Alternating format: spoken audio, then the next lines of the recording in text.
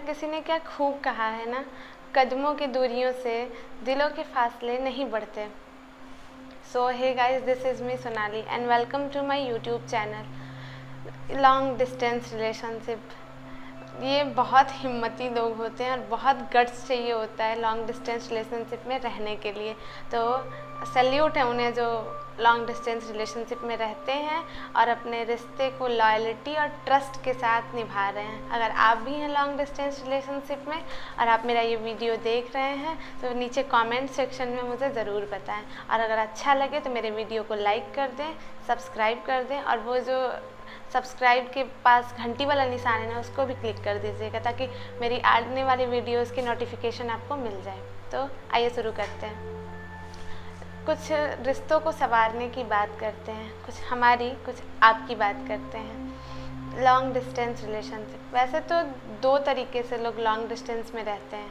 पहला तो वो जो एक दूसरे को मेनली पहले से जानते हों, दूसरे वो थैंक्स टू सोशल मीडिया, वो सोशल मीडिया पे मिले और उनमें बातें शुरू हुई, रिलेशन बने। वो लोग भी एक तरह से लॉन्ग डिस्टेंस में ही रहते हैं लेकिन एक दूसरे को पहले से नहीं जानते।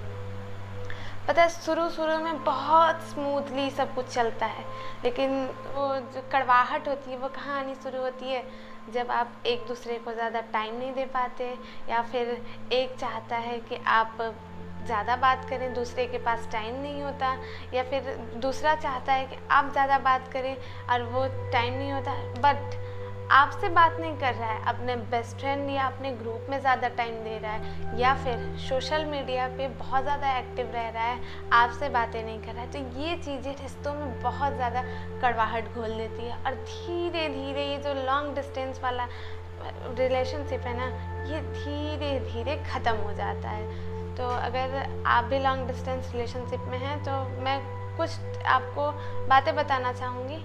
अगर अच्छा लगे सुन लीजिएगा और फॉलो कर लीजिएगा, और नहीं अच्छा लगा तो फिर कोई बात नहीं। चलिए, वैसे मैं अपने एक्सपीरियंस से आपको ये बातें बता रही हूँ।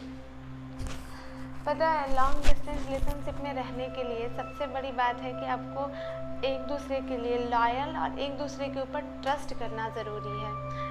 खैर ये बातें कहने में अच्छी लगती हैं और ये हमारे अंदर होता भी है कि हम तो अपने रिलेशनशिप में लॉयल हैं, हम अब एक दूसरे के ऊपर ट्रस्ट करते हैं, लेकिन बातें कहाँ शुरू होती हैं, जब आप एक दूसरे को टाइम नहीं देते हो। तो रिलेशनशिप में सबसे ज़्यादा ज़रूरी है कि आप टाइम दो।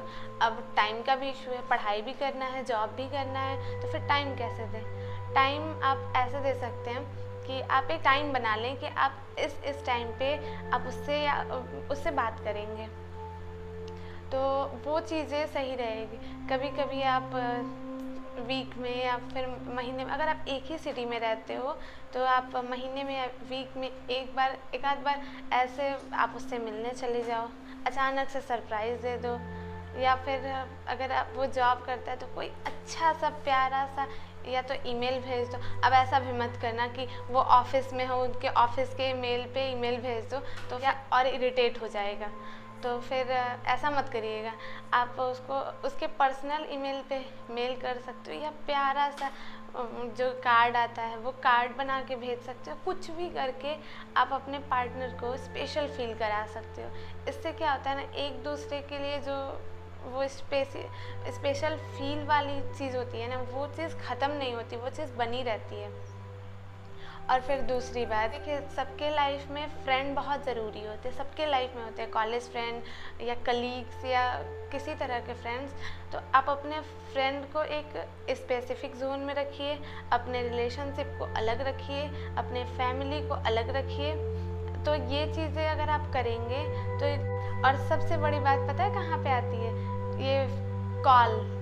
मेनली तो हम कॉल पे ही बात करते हैं। तो क्या होता है कि आप जब हमेशा कॉल करने लगते हो, अगर लड़की है तो लड़की अगर हमेशा कॉल करने लगती है तो फिर वो लड़के को ना आदत सी पड़ जाती है, या फिर लड़का हमेशा कॉल करता है तो लड़की को आदत पड़ जाती है। तो फिर ऐसा उस टाइम क्या होता है कि दिनों के लिए फ़ोन नहीं करते तो वो उनको सामने वाले को लगता है कि आप तो फ़ोन करोगे ही। तो ये चीज़ अगर आप करते हैं ना तो थोड़ा सा पीछे कदम ले लीजिए, ईगो नहीं, ईगो की बात हम नहीं कर रहे हैं, लेकिन थोड़ा सा कदम पीछे ले लीजिए, क्योंकि रिलेशनशिप आप दोनों का है, तो सामने वाले को भी थोड़ा सा मौका दीजिए कि वो आपके बारे में सोचे, आपको थोड़ा सा टाइम दे, आपको भी मिस करे। तो ये चीज़ अगर आप करेंगे तो थोड़ा सा आपका रिलेशनशिप स्ट्रांग होगा। बात मानिए, एक बार ट्राई करके देखिए। हाँ, लेकिन ईगो वाली बात बीच में मत लाइएगा। और कभी कभी ऐसा होता है कि हम जब बात नहीं कर पाते तो ये सोचते हैं कि चलो अपने फ्रेंड से बात कर लेते हैं, या फिर अपने किसी रिलेटिव से बात कर लेते हैं। तो उस टाइम क्या होता है कि आप बात कर रहे हैं, आपने कह दिया कि हम अभी वो बिज़ी हैं, तो उस टाइम क्या होता है कि हो सकता है सामने वाले का फ़ोन आ जाए, आपका फ़ोन।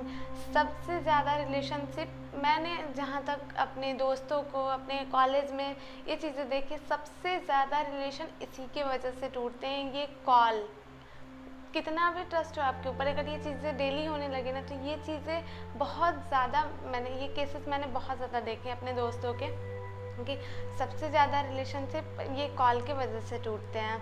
तो आप उनसे बात नहीं कर रहे हैं, आप अपने दोस्तों से बात कर रहे हैं, किसी और से बात करें, किसी और को ज़्यादा टाइम दे रहे हैं, तो ये चीज़ें रिश्तों में एक दरार सी बनने लगती हैं। तो आप भी ऐसा करते हैं तो आप रुक जाइए, आपके रिश्ते के लिए अच्छा नहीं है। एक स्ट्रॉन्ग रिलेशन और एक हेल्दी रिलेशन के लिए ये चीज़ ज़रूरी है कि आप एक दूसरे को टाइम दें, तीसरे को नहीं।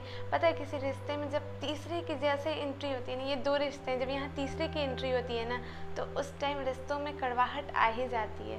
तो ये चीज़ें अगर आप भी करते हैं तो प्लीज़ मत करिए।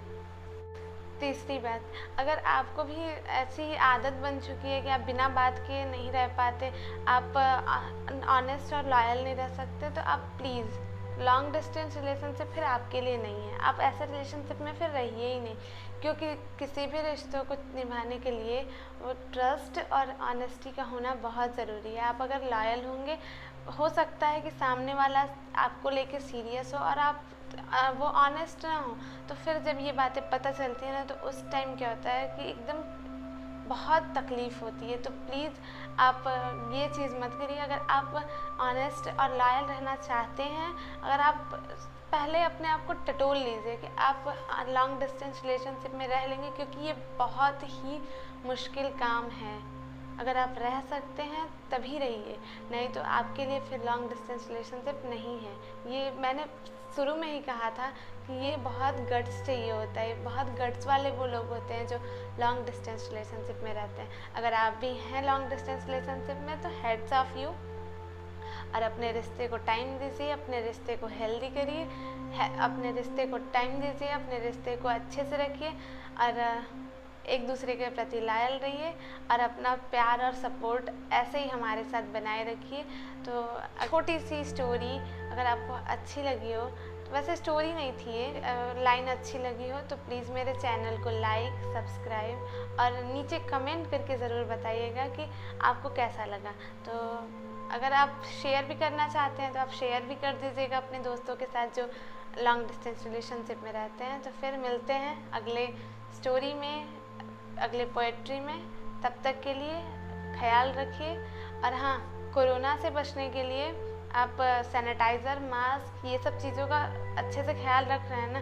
हाँ, क्योंकि आप ही हमारी फैमिली हो। आपका प्यार और सपोर्ट जब तक हमारे साथ है, हम आगे ऐसे ही बढ़ते रहेंगे। तो अपना प्यार और सपोर्ट ऐसे ही बनाए रखिएगा, क्योंकि आप हैं तो हम हैं। तो फिर मिलते हैं। महान।